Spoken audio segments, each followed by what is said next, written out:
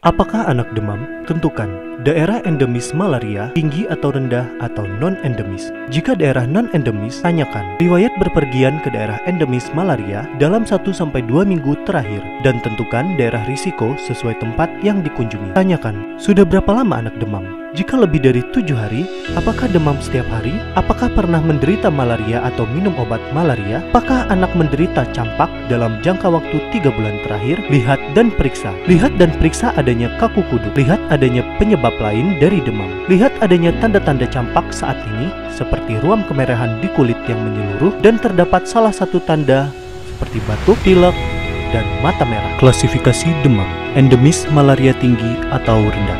Gejala, ada tanda bahaya atau kaku kuduk, dikatakan sebagai klasifikasi penyakit berat dengan demam, maka tindakan atau pengobatan yang dilakukan adalah beri dosis pertama artesunat injeksi atau kinin injeksi untuk malaria berat. Beri dosis pertama antibiotik yang sesuai. Cegah agar gula darah tidak turun. Berikan 1 dosis paracetamol untuk demam lebih dari atau sama dengan 38,5 derajat Celcius.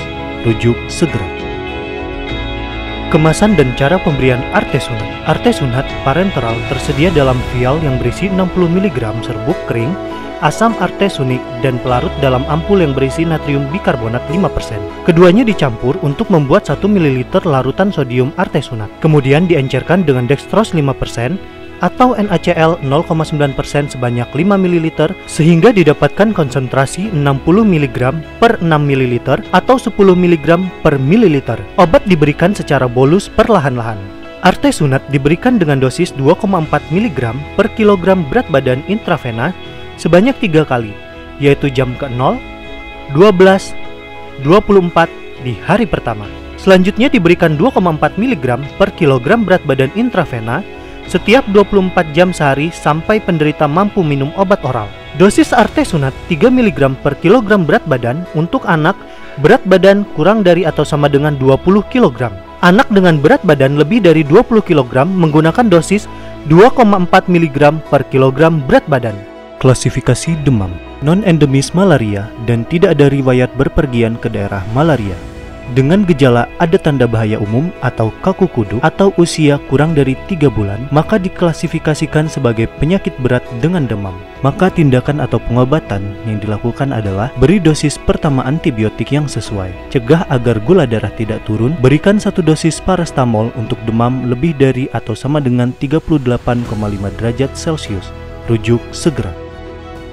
Lihat adanya tanda-tanda campak saat ini, seperti ruam kemerahan di kulit yang menyeluruh, dan terdapat salah satu tanda seperti batuk, pilek, dan mata merah. Jika anak menderita campak sekarang atau dalam 3 bulan terakhir, lihat adanya luka di mulut. Apakah dalam atau luas? Lihat adanya nanah pada mata. Lihat adanya kekeruhan pada kornea. Klasifikasi campak. Jika ada gejala tanda bahaya umum, atau adanya kekeruhan pada kornea mata, atau ada luka di mulut yang dalam atau luas, maka diklasifikasikan sebagai campak dengan komplikasi berat. Komplikasi penting lain dari campak yaitu pneumonia, stridor, diare, infeksi telinga, gizi buruk.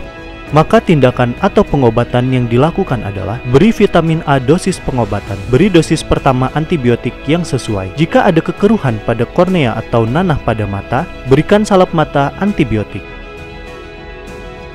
Beri 1 dosis paracetamol untuk demam lebih dari atau sama dengan 38,5 derajat Celcius. Rujuk segera. Demam berdarah dengue. Tanyakan, hanya jika demam atau riwayat demam 2 sampai dengan 7 hari.